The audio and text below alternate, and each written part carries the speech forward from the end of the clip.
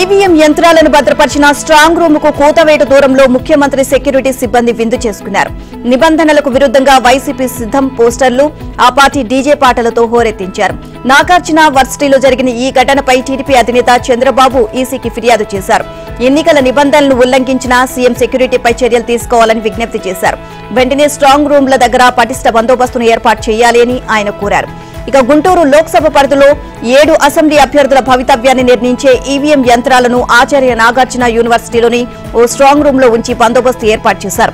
Strong room కు సమీపంలో ఉన్న దాయక్ మన్ మీటింగ్ హాల్ ను సీఎం సెక్యూరిటీ సిబ్బంది విందు వినోదాలు నిర్వహించుకునేందుకు కేటాయించారు.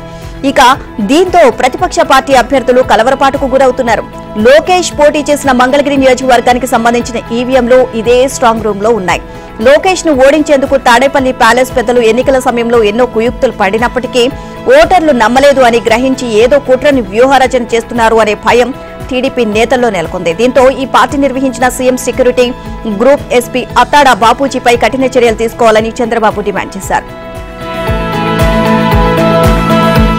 నంద్యాల జిల్లా డోన్లో ఆర్థిక మంత్రి బుగ్గన రాజేంద్రనాథ్ రెడ్డి అధికార దుర్వినియోగానికి పాల్పడుతున్నారు. రాజకీయ కక్షతో టీడీపీ నేతలపై అక్రమ కేసులు బనాయించి అరెస్టులు చేస్తున్నారు. ఎన్నికలకు ముందు టీడీపీ నేత కోట్ల సూర్యప్రకాష్ రెడ్డి సమక్షంలో కొందరు వైసీపీ ముఖ్య నేతలు టీడీపీలో చేరారు. ప్యాప్లీకి చెందిన కేడీసీసీ డైరెక్టర్ సీమ సుధాకర్ రెడ్డి, వీఆర్ఓ మల్లారెడ్డి, సుబ్బారెడ్డిలు కోట్ల సమక్షంలో టీడీపీలో చేరారు.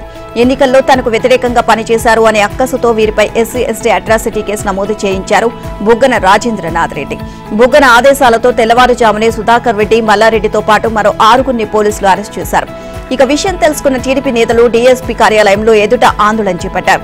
అయితే ఎన్నికల కోడ్ అమల్లో ఉన్నందున ఎలాంటి ధర్నాలు, నిరసనలకు అనుమతి లేదు అన్న పోలీసులు కోట్ల సుజాతమ్మను ఇంట్లో నిర్బంధించారు. దీంతో టీడీపీ శ్రేణులు పోలీసులకు వ్యతిరేకంగా నినాదాలు చేశారు.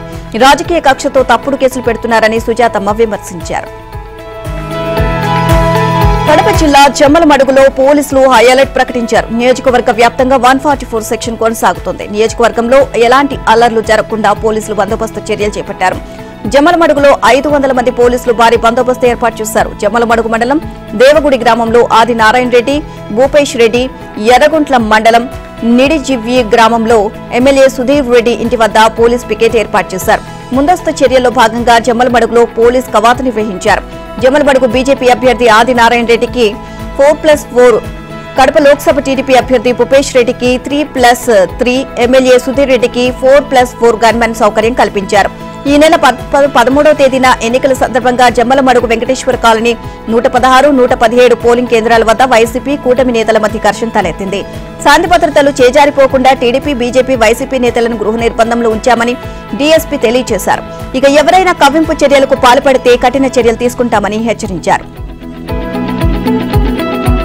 ఆంధ్రప్రదేశ్లో టీడీపీ, జనసేన, బీజేపీ కూటమి 130 సీట్లను కైవసం చేసుకుని ప్రభుత్వాన్ని ఏర్పాటు చేస్తుందని టీడీపీ మాజీ ఎమ్మెల్సీ బుద్దా వెంకన్న అన్నారు.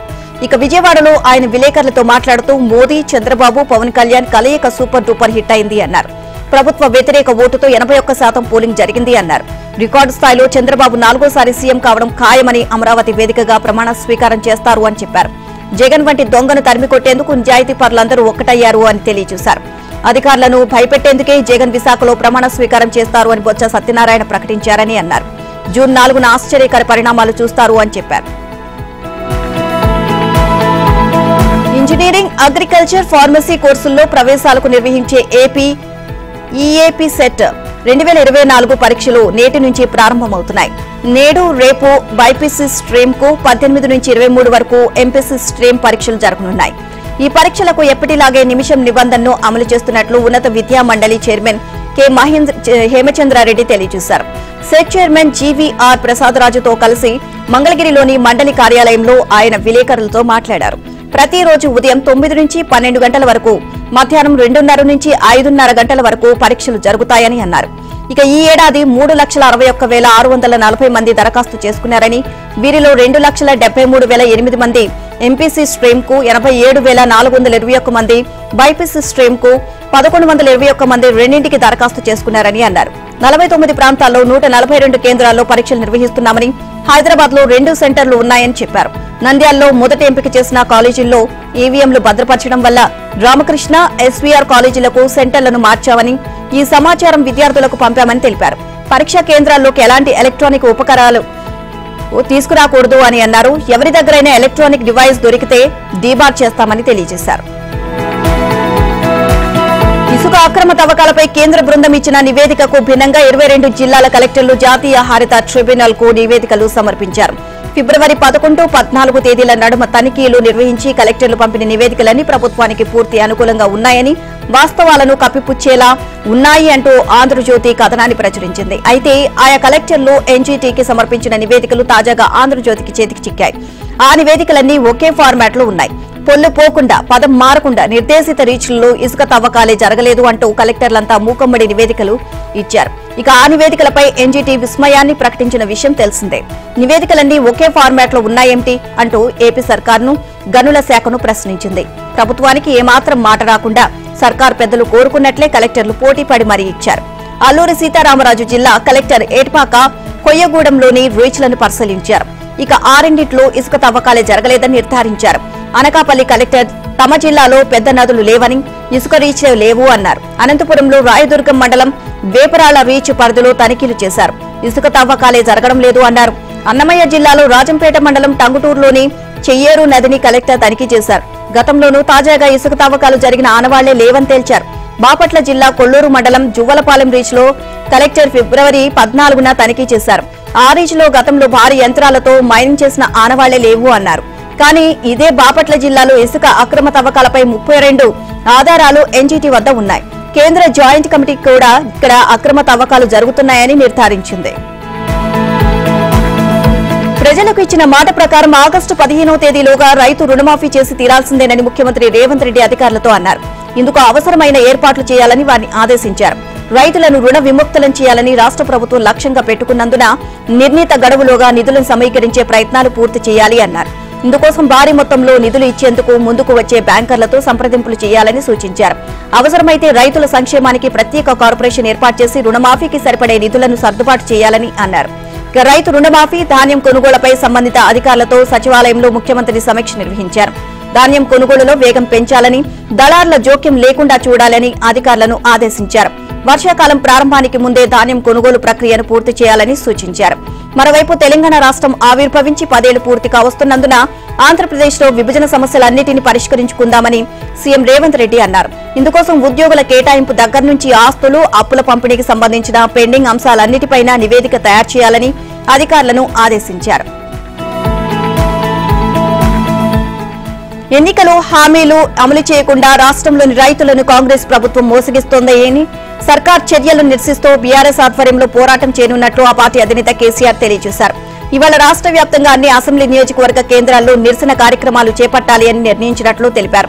ఇక పార్లమెంట్ ఎన్నికలు ముగిసిన వెంటనే ధాన్యానికి 500 రూపాయల బోనస్ చెల్లిస్తామని ప్రకటించిన కాంగ్రెస్ సర్కార్ ఇప్పుడు సన్న రకాల ధాన్యానికి మాత్రమే బోనస్ ఇస్తాము అనడం వంచడమేనని ధ్వజమెత్తారు. రాష్ట్రంలో సన్న ధాన్యాన్ని 10% మాత్రమే పండిస్తారని, 90% ఇతర రకాల ధాన్యం వస్తోంది అని పేర్కొన్నారు. ఓట్లు వేసుడు అయిపోగానే కాంగ్రెస్ వాళ్లకు రైతుల అవసరం తీరింది అని మాట మార్చేశారు అని మండిపడ్డారు. బీఆర్ఎస్ కార్యకర్తలు, నాయకులు రైతుల పక్షాన నిలబడి కొట్లాడాలి అని, నేడు అన్ని నియోజకవర్గ కేంద్రాల్లో నిరసన కార్యక్రమాలు చేపట్టాలి అని పిలుపునిచ్చారు. రాష్ట్రంలో కరెంటు కోతల నియంత్రణపై చిత్తశుద్ది లేని సీఎం రేవంత్ అనవసరంగా ప్రతిపక్షాలు విద్యుత్ ఉద్యోగులపై నిందారోపణలు చేస్తున్నారని మాజీ మంత్రి హరీష్ రావు మండిపడ్డారు. విద్యుత్ రంగ వైఫల్యాలకు తమను బాధ్యులను చేసి మాట్లాడడం విడ్డూరంగా ఉంది అన్నారు. 5 నెలల్లోనే కాంగ్రెస్ ప్రభుత్వం విద్యుత్ వ్యవస్థను కుప్పకూల్చింది అని విమర్శించారు. తెలంగాణలోని 10 విశ్వవిద్యాలయాలకు కొత్త ఉపకులపతులను నియమించేందుకు ఎన్నికల సంఘం ఆమోదం తెలిపింది. దీంతో రాష్ట్ర ప్రభుత్వం సర్చ్ కమిటీలను ఏర్పాటు చేస్తూ ఉత్తర్వులను జారీ చేసింది. రాష్ట్రంలోని ఉస్మానియా, కాకతీయ, పాలమూరు, మహాత్మాగాంధీ, శాతవాహన, తెలంగాణ, అంబేద్కర్, జేఎన్టీయూహెచ్, జేఎన్ఎఫ్ఏ యూనివర్సిటీల వీసీల పదవీకాలం ఈ నెల 21వ తేదీతో ముగియనున్న సంగతి తెలిసిందే. ఇక అప్పటికల్లా కొత్త వీసీలను నియమించాలని రాష్ట్ర ప్రభుత్వం నిర్ణయించింది. ఈ మేరకు నోటిఫికేషన్ కూడా జారీ చేసింది. ఆసక్తి ఉన్న వారి నుంచి దరఖాస్తులను కూడా స్వీకరించింది. ఇంతలోనే రాష్ట్రంలో ఎన్నికల కోడ్ అమలుకి రావడంతో ఆ ప్రక్రియ తాత్కాలికంగా నిలిచిపోయింది. మే 13న పోలింగ్ ముగియడంతో రాష్ట్ర ప్రభుత్వ అభ్యర్థన మేరకు వీసీల నియామకానికి ఎన్నికల సంఘం అనుమతి ఇచ్చింది. దీంతో 10 వర్సిటీలకు వేర్వేరు సర్చ్ కమిటీలను ఏర్పాటు చేస్తూ విద్యాశాఖ అధికారులు ఉత్తర్వులు జారీ చేశారు. వీటిలో యూజీసీ, ఆయా వర్సిటీల నుంచి ఒక్కో ప్రతినిధి సీఎస్ సభ్యులుగా ఉంటారు. అలాగే విద్యాశాఖ కార్యదర్శి మెంబర్ సెక్రటరీగా ఉంటారు. 1-2 రోజుల్లో ఈ సర్చ్ కమిటీలు సమావేశమై తదుపరి కార్యాచరణ చేపట్టే అవకాశం ఉంది. వారంలోగా ఈ ప్రక్రియ పూర్తి చేయాలని ప్రభుత్వం భావిస్తోంది. రైతుల సంక్షేమమే లక్ష్యంగా సీఎం రేవంత్ రెడ్డి పనిచేస్తున్నారని మంత్రి తుమ్మల నాగేశ్వరరావు అన్నారు. సీతారామ ప్రాజెక్టు నిర్మాణం పూర్తయితే తన ఆశయం కోరిక నెరవేరుతుంది అని చెప్పారు. ఇక ఖమ్మం జిల్లా ఏన్కూరు మండలంలోని సీతారామ ప్రాజెక్టు కాలువ పనులను తుమ్మల పరిశీలించారు. ఎమ్మెల్యే మాలోతు రామ్దాస్ నాయక్, కాంగ్రెస్ జిల్లా అధ్యక్షుడు పువ్వాల దుర్గాప్రసాద్ తో కలిసి ఆయన ప్రాజెక్టును పరిశీలించారు. ఈ ప్రాజెక్టు లింక్ కెనాల్ పూర్తయితే వైరా రిజర్వాయర్ కు పుష్కలంగా నీరు అందుతుంది అన్నారు. కెనాల్ నిర్మాణ పనులను రైతులెవరూ అడ్డుకోవద్దని సూచించారు. ఇక భూములు కోల్పోయిన రైతులకు రాష్ట్ర ప్రభుత్వం నష్టపరిహారం అందిస్తుంది అని చెప్పారు. ప్రాజెక్టు పనులను త్వరితగతిన పూర్తి చేయాలని అధికారులను ఆదేశించారు. హైదరాబాద్ నగరంలోని పలు సినిమా థియేటర్లు 10 రోజుల పాటు మూతపడనున్నాయి. కొత్త సినిమాలు రిలీజ్ అయ్యే వరకు థియేటర్లు బంద్ చేయాలని నిర్ణయించామని థియేటర్ యజమానులు తెలియజేశారు. సింగిల్ స్క్రీన్ పై పెద్ద సినిమాలు విడుదల కాకపోవడం వల్ల థియేటర్ యాజమాన్యాలు తీవ్రంగా నష్టపోతున్నాయని అన్నారు. ఇక పెద్ద హీరోలు 3 సంవత్సరాలకు ఒకసారి సినిమా తీస్తున్నారని సుదర్శన్ థియేటర్ యజమాని రాజు తెలియజేశారు. దీంతో థియేటర్ యాజమాన్యాలు నష్టాలు ఎదుర్కొంటున్నారని అన్నారు. ప్రతి పెద్ద హీరో ఏడాదికి 2 సినిమాలు తీస్తే అందరికీ ఉపాధి లభిస్తుంది అన్నారు. ఈ నెల 25 వరకు పెద్ద సినిమాలు లేవని, అందుకే థియేటర్లు బంద్ చేయాలని నిర్ణయించినట్లు చెప్పారు. పెద్ద సినిమాలు రిలీజ్ సమయంలో తప్పనిసరిగా థియేటర్లు ఓపెన్ చేస్తామని రాజు తెలిపారు. అన్నదాతలకు భారత వాతావరణ శాఖ చల్లని కబురు అందించింది. ఈ ఏడాది నైరుతి రుతుపవనాలు మే 31న కేరళ తీరాన్ని తాకుతాయని ప్రకటించింది. సాధారణంగా నైరుతి రుతుపవనాలు జూన్ 1న కేరళకు వస్తాయి. అయితే ఈ ఏడాది ఒకరోజు ముందుగా రానున్నాయి అని IMD director general Mrutyunjay Mohapatra తెలియజేశారు. గత నెలలో ఇచ్చిన నివేదిక ప్రకారం నైరుతి సీజన్లో సాధారణానికి మించి వర్షాలు కురుస్తాయని చెప్పారు. 4 నెలల నైరుతి సీజన్లో జూన్, జూలై నెలలు అత్యంత కీలకం. ఈ నెలలోనే ఖరీఫ్ సాగు ఎక్కువగా సాగుతుంది. ఈ 2 నెలల్లో వర్షాలు సంతృప్తికరంగా ఉంటాయని మహాపాత్ర వివరించారు. ఈ ఏడాది నైరుతి రుతుపవనాల సీజన్లో దేశంలో సాధారణానికి మించి వర్షాలు కురుస్తాయని కేంద్రం ప్రకటించింది. ఇక ఇదిలా ఉంటే తెలంగాణలో నేడు, రేపు అక్కడక్కడ వర్షాలు కురుస్తాయని హైదరాబాద్ వాతావరణ కేంద్రం తెలియజేసింది. ఈ మేరకు అన్ని జిల్లాల ఎల్లో అలర్ట్ జారీ చేసింది. ఇక ఇవాళ రాష్ట్రంలోని అన్ని జిల్లాల్లో ఉరుములు, మెరుపులతో పాటు గంటకు 40 నుంచి 50 కిలోమీటర్ల వేగంతో వీచే ఈదురుగాలులతో కూడిన తేలికపాటి నుంచి మోస్తరు వర్షాలు అక్కడక్కడ కురిసే అవకాశం ఉంది అని వెల్లడించింది. ఇక బుధవారం జగిత్యాల జిల్లా జైన్లో అత్యధికంగా 42.3 డిగ్రీల గరిష్ట ఉష్ణోగ్రతలు నమోదయ్యాయి. మతం పేరుతో రిజర్వేషన్లు ఇవ్వాలని కాంగ్రెస్ ప్రయత్నిస్తుందని ప్రధాని నరేంద్ర మోదీ ఆరోపించారు. మహారాష్ట్రలోని నాసిక్లో నిర్వహించిన ఎన్నికల ప్రచారంలో పాల్గొన్న ఆయన కాంగ్రెస్ పై నిప్పులు చెరిగారు. కేంద్రంలో కాంగ్రెస్ అధికారంలో ఉన్న సమయంలో మైనార్టీల కోసం 15% ఖర్చు చేయాలని భావించిందని, కానీ బీజేపీ అడ్డుకోవడం వల్లే ఆలోచనను విరమించుకుంది అని అన్నారు. మతపరమైన రిజర్వేషన్లకు బీజేపీ వ్యతిరేకమని అన్నారు. రిజర్వేషన్ల పేరుతో కాంగ్రెస్ నేతలు రాజకీయం చేస్తున్నారని మండిపడ్డారు. తాను ప్రజాస్వామ్యవాదినని, 2014 నుంచి లోక్సభలో ప్రధాన ప్రతిపక్షం లేకపోయినా అందులో అతిపెద్ద విపక్షానికి చెందిన నేతను వివిధ కమిటీల్లో నియమించేలా చట్టం తీసుకువచ్చాను అని మోదీ తెలియజేశారు. అలా చేయకపోయినా ఇబ్బంది లేదు అని, కానీ చేశాను అని చెప్పారు. 400కి పైగా సీట్లను సాధించాలని బీజేపీ లక్ష్యంగా పెట్టుకున్నప్పటికీ ప్రతిపక్షం బలంగా ఉండాలని తాను కోరుకుంటున్నట్లు చెప్పారు. అయితే బలమైన ప్రతిపక్షమని అంటే పార్లమెంటు జరగకుండా రచ్చరచ్చ చేయడం కాదు, అది అప్రజాస్వామికం. దురదృష్టవశాత్తు గత 10 ఏళ్లలో ఆయా పార్టీలు తమ విపక్ష పాత్రను సక్రమంగా పోషించడంలో విఫలమయ్యాయి. ప్రతిపక్షంగానే విఫలమైన వారు పాలనలో ఎలా విజయవంతమవుతారు అని నిలదీశారు. భారత్కు దృఢమైన ప్రజాస్వామ్యం ఉండాలని, ఇందుకోసం పటిష్ట ప్రతిపక్షం ఉండాలి అని కోరారు. రాజ్యాంగాన్ని నాశనం చేయాలని, దళితులు, గిరిజనులు, బీసీలకు కల్పించిన రిజర్వేషన్లు రద్దు చేయాలని బీజేపీ చూస్తుందని కాంగ్రెస్ నాయకుడు రాహుల్ గాంధీ ఆరోపించారు. ఒడిశాలోని బోలంగీర్లో నిర్వహించిన ఎన్నికల ర్యాలీలో ఆయన ప్రసంగించారు. ఈసారి బీజేపీ గెలిస్తే ప్రభుత్వ రంగ సంస్థలను ప్రైవేటీకరిస్తామని, దేశాన్ని 22 మంది బిలియనీర్లు నడిపిస్తారు అని మండిపడ్డారు. ఇక ప్రజల నుంచి జీఎస్టీ రూపంలో వసూలు చేసిన డబ్బు కేవలం 2-3 వ్యక్తులకు మాత్రమే వెళ్తోందని ఆరోపించారు. విమానాశ్రయాలను పారిశ్రామికవేత్తలకు అప్పగించడం, రక్షణ కాంట్రాక్టులను ప్రైవేట్ సంస్థలకు ఇవ్వడమే తాము చేసిన అభివృద్ధిగా బీజేపీ చూస్తుంది అని ఎద్దేవి చేశారు. వారు 22 మంది బిలియనీర్ల కోసం పనిచేస్తే తాము కోట్ల మంది లక్షాధికారులను సృష్టించబోతున్నామని ప్రకటించారు. మోదీ ప్రభుత్వం ఆర్మీలో సైనికులను 2 వర్గాలుగా విభజించింది అని ఆరోపణ చేసిన కాంగ్రెస్ అగ్రనేత రాహుల్ గాంధీపై చర్యలు తీసుకోవాలని బీజేపీ ఎన్నికల కమిషన్ కోరింది. విదేశీ వ్యవహారాల మంత్రి జైశంకర్, కేంద్ర మంత్రులు అర్జున్ రామ్ మేఘవాల్, రాజీవ్ చంద్రశేఖర్ తో కూడిన సీనియర్ నేతల బీజేపీ బృందం ఈసీ కార్యాలయానికి వెళ్లి ఫిర్యాదు చేసింది.